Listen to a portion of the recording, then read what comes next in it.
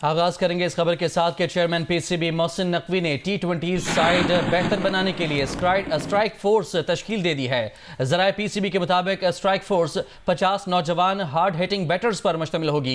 Batters की selection साबिक allrounder Abdul Razzaq की सरबराही में की जाएगी। मुल्क भर से मेरिट पर 50 टैलेंटेड बैटर्स की सिलेक्शन की जाएगी। नौजवान टैलेंट को लंबे छक्के और चौके मारने की ट्रेनिंग दी जाएगी। स्ट्राइक फोर्स का मकसद T20 स्क्वाड को नया खून फराहम करना है और एक साल में नया टैलेंट तैयार करके T20 स्क्वाड का हिस्सा बना दिया जाएगा। चेयरमैन पीसीबी मोहसिन नकवी ने T20 साइड बेहतर बनाने के लिए स्ट्राइक फोर्स तश्कील दे दी है। मजीद जानेंगे जियो न्यूज़ के नुमाइंदे सुहेल इमरान हमारे साथ मौजूद हैं। सुहेल बताएगा क्या पता चला इससे मुतालिक और कितना सूदमंद साबित होगा ये पाकिस्तानी बैटिंग के लिए।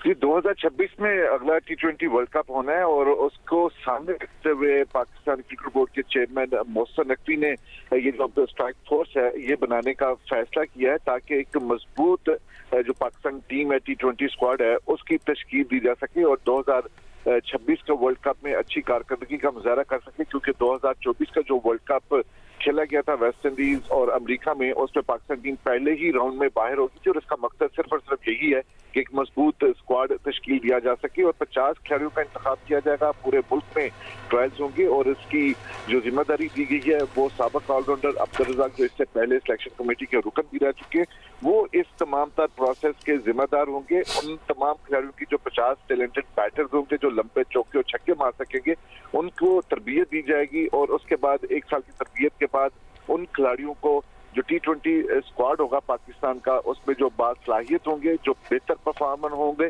उनको शामिल किया जाएगा। जी बहुत शुक्रिया सुहेल इमरान आपका।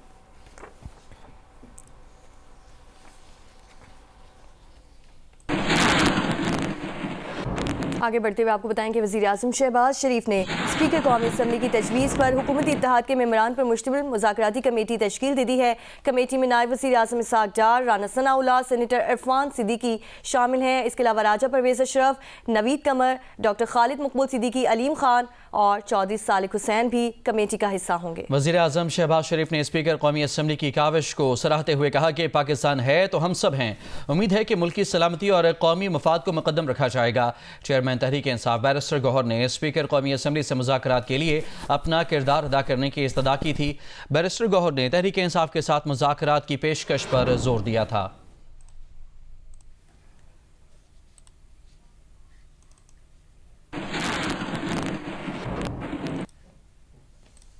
वज़ीर-ए-आज़म की जानिब से मुज़ाकराती कमेटी की तश्कील पर चेयरमैन PTI बैरिस्टर गौहर ने कहा है कि हम कमेटी की तश्कील का अमल मुस्बत समझते हैं। अच्छी सोच के तहत जामे बात होनी चाहिए।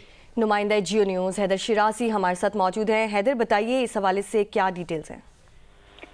जी बैरिस्टर गौहर खान चेयरमैन पाकिस्तान तहरीक इंसाफ से जियो न्यूज़ से खुसूसी गुफ्तगू हुई है और बैरिस्टर गौहर ने मुज़ाकराती कमेटी की तश्कील पर गुफ्तगू करते हुए कहा है कि हम कमेटी की तश्कील के अमल को मुस्बत समझते हैं और एक अच्छी सोच के तहत जामे बात होनी चाहिए। उन्होंने ये वाज़ेह किया कि इस मुज़ाकराती अमल का एक टाइम फ्रेम होना चाहिए और वक्त की नज़ाकत को देखते हुए मुज़ाकरात को मुस्बत अंदाज से आगे बढ़ाना चाहिए और उन्होंने मुज़ाकरात के हवाले से वक्त की नज़ाकत और टाइम फ्रेम पर जोर देते हुए कहा कि इस मुज़ाकराती अमल में टाइम फ्रेम को मद्देनजर रखा जाना जरूरी है। जी बहुत शुक्रिया हैदर शिराजी आपका।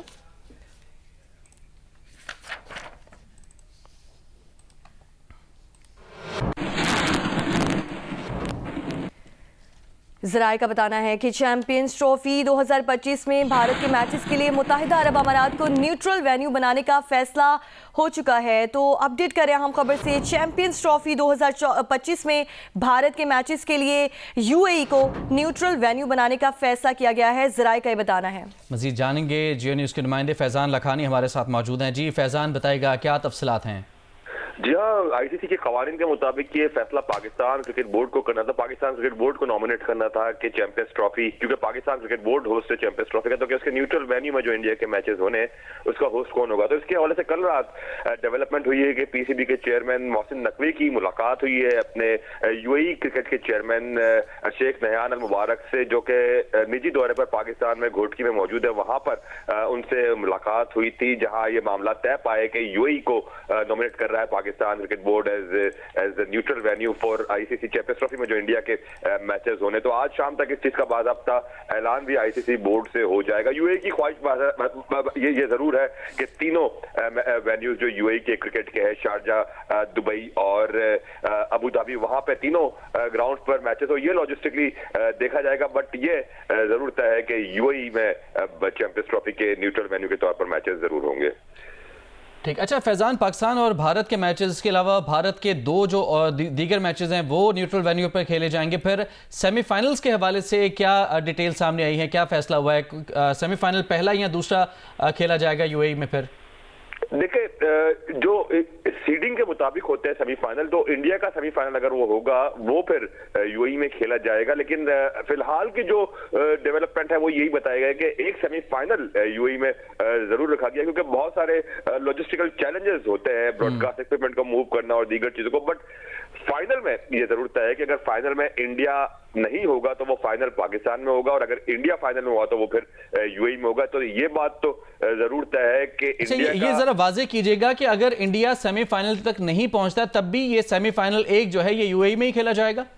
जी, अब तक की पेशरफ के मुताबिक ये है, बट अगर हतमी शेड्यूल क्या आता है और अगर उसमें लॉजिस्टिकली इस चीज का कोई वे आउट निकाल दिया जाता है कि अगर इंडिया सेमीफाइनल में भी नहीं है तो वो सेमीफाइनल भी पाकिस्तान में खेला जाएगा, तो इस हवाले से शाम तक फैसला हो जाएगा। बट चूंकि लॉजिस्टिकल कुछ चैलेंजेस है उसकी वजह से ये बात जरूर मुजविजा रखी गई थी कि एक सेमीफाइनल यूएई में ही हो, बट फाइनल में अगर इंडिया नहीं होता तो वो फाइनल जरूर पाकिस्तान में हो, और फाइनल की सूरत में एक मैच फिर वो यूएई में फाइनल रखा जाए अगर इंडिया क्वालिफाई करता। तो इस वक्त की डेवलपमेंट ये, बट चूंकि लॉजिस्टिकल बहुत सारे ऐसे मामला थे, ब्रॉडकास्ट इक्विपमेंट के हवाले से मामला थे, तो उसके हवाले से ये चीजें जरूर डिस्कस हुई थी कि एक सेमीफाइनल को जो कि A1 जो कि इंडिया का सेमीफाइनल होना है वो फिर यूएई में हो, बट पाकिस्तान अपना सेमीफाइनल जरूर पाकिस्तान में खेलेगा अगर क्वालिफाई करता है। बहुत शुक्रिया फैजान लखानी, नुमाइंदा जियो न्यूज़ हमारे साथ मौजूद थे। आपको बता रहे हैं कि चेयरमैन पीसीबी मोहसिन नकवी की यूएई बोर्ड के सरबराह शेख नयान मुबारक से मुलाकात हुई और मुलाकात में ये मामलात तय पाए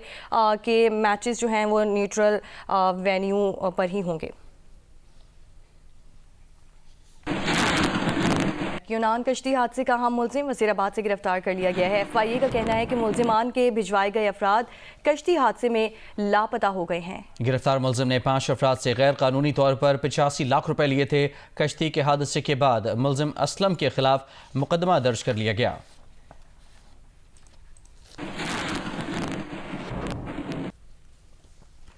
जिला खुर्रम में आमदोरफ्त के रास्तों की बंदिश के खिलाफ शहरियों का प्रेस क्लब के बाहर शदीद सर्दी में एहतजाजी धरना जारी है। मुजाहिरीन ने आमदोरफ्त के रास्ते खोलने और लाखों मैसूर लोगों के लिए खुराक और अद्वियात की फराहमी का मुतालबा किया। जिला खुर्रम में मुसाफिर गाड़ियों पर हमलों और झड़पों के बाद सिक्योरिटी खदशात के बायस रास्ते बंद किए गए। जिला खुर्रम में पिशावर पारा चनार मरकजी शाहरा समेत आमदोरफ्त के रास्ते 75 रोज से बंद हैं। शहर में अशे खुरनोश, अद्वियात, तेल, लकड़ी और LPG की शदीद किल्लत है। आमदोरफ्त के रास्तों की बंदिश के खिलाफ शहरियों ने हफ्ते से प्रेस क्लब के बाहर शदीद सर्दी में एहतजाजी धरना दे रखा है। मुजाहिरीन के रहनुमाओं का कहना है कि मेन शाहरा और अफगान बॉर्डर समेत रास्तों की बंदिश के बायस लोग बहरानी कैफियत से दो चार हैं। ईदी ज़राए के मुताबिक रास्तों की बंदिश के बायस इलाज और दवाओं की सहूलत ना होने से अब तक मुबैना तौर पर 50 बच्चे दम तोड़ गए हैं। 31 अमवात DHQ और बाकी अतराफ के अस्पतालों में हुई। मुजाहिरीन ने मुतालबा किया कि रास्ते खोलकर अवाम को बहरानी कैफियत से निकाला जाए।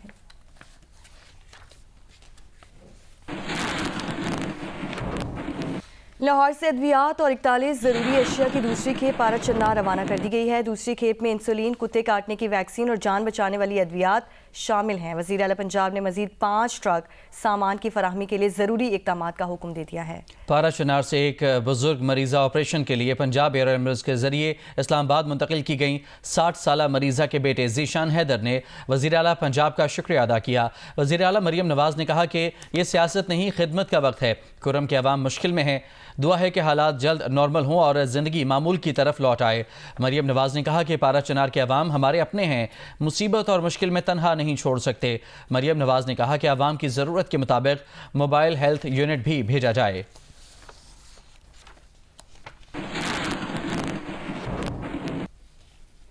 गवादर में ऑल पार्टीज़ के ज़ेर-ए-तमाम मुख्तलिफ सियासी जमातों का एहतजाज और धरना आज भी जारी है। मुजाहिरीन का मुतालबा है कि गैर एलानिया लोड शेडिंग ख़त्म की जाए और आबी हयात का तहफ़्फ़ुज़ यकीनी बनाया जाए। ऑल पार्टीज़ की जानिब से धरना 8वें रोज़ भी जारी है। धरने में पीपल्स पार्टी, नून league, Jamaat Islami, national party, BNP, JUI और BNP अवामी के कारकुनान शरीक हैं। मुजाहिरीन का कहना है कि न्यू एयरपोर्ट पर मकामी अफराद को रोज़गार दिया जाए, गैर एलानिया लोड शेडिंग ख़त्म की जाए और आबी हयात का तहफ़्फ़ुज़ यकीनी बनाया जाए।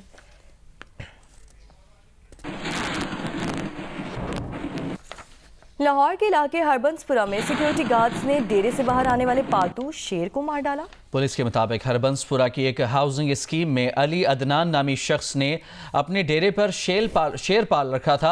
ये शेर इत्तफाकन डेरे से बाहर निकलकर सड़क पर आ गया, जिसे देखकर लोग खौफजदा हो गए। खौफजदा शहरियों ने फौरी तौर पर 15 पर पुलिस को इतला दी। इसी दौरान हाउसिंग स्कीम के सिक्योरिटी गार्ड ने फायरिंग करके शेर को ढेर कर दिया। इतला मिलने पर पुलिस और वाइल्ड लाइफ की टीमें भी मौके पर पहुंच गईं। वादी कोयटा समेत बलूचिस्तान के शिमाली इलाकों में मतला जुज़वी बरालूद और मौसम सर्द है। कोयटा से जियो न्यूज़ के नुमाइंदे सलमान अशरफ मजीद बताएंगे। वादी कोयटा के दौरान में मतला जुज़वी तौर पर अबर आलूद और मौसम सर्द है, जबकि अंदरूनी बलूचिस्तान शुमाली इलाकों शुमाली असलात समेत जो मुतादिद इलाके हैं वहाँ पर मौसम शदीद सर्द बताया जाता है, जबकि वहाँ पर भी मतला अबर आलूद है। महकमा मौसमियात के मुताबिक आइंदा 24 घंटों के दौरान सुबह के बेशतर अजला में मौसम शदीद सर्द हो जाएगा, जबकि आज सुबह रिकॉर्ड किए गए कम से कम दर्जा हरारत के मुताबिक वादी कोयटा में -4 डिग्री सेंटीग्रेड, कल्लात में -5 डिग्री सेंटीग्रेड रिकॉर्ड किया गया है। उसके साथ साथ नुकंडी में 1 डिग्री सेंटीग्रेड और सिब्बी में 3 डिग्री सेंटीग्रेड रिकॉर्ड किया गया है। महकमा मौसमियात के मुताबिक आइंदा 24 घंटों के दौरान मौसम शदीद सर्द रहने का इम्कान है, जबकि बाज़ अजला में मतला मुकम्मल तौर पर अबर आलूद रहेगा। कराची में आज कम से कम दर्जा हरारत 9.5 डिग्री सेंटीग्रेड रिकॉर्ड किया गया है। कल से दर्जा हरारत में कुछ इजाफे का इम्कान है। नुमाइंदा जियो न्यूज़ शवाला असलम से मौसम से मुतालिक रिपोर्ट जानते हैं। कराची में गुज़िश्ता रोज़ भी पारा सिंगल डिजिट में रिकॉर्ड किया गया था और आज भी कम से कम दर्ज हरारत 9.5 डिग्री सेंटीग्रेड रिकॉर्ड किया गया है, जबकि दिन के औकात में ज़्यादा से ज़्यादा दर्ज हरारत 26 डिग्री सेंटीग्रेड तक रिकॉर्ड किए जाने का इम्कान है। इस वक्त मतला साफ़ है और जो हवा में नमी का तनासुब है वो 40% से ज़ायद है और हल्की रफ्तार से हवाएं चल रही हैं और ये हवाएं खुश्क भी हैं।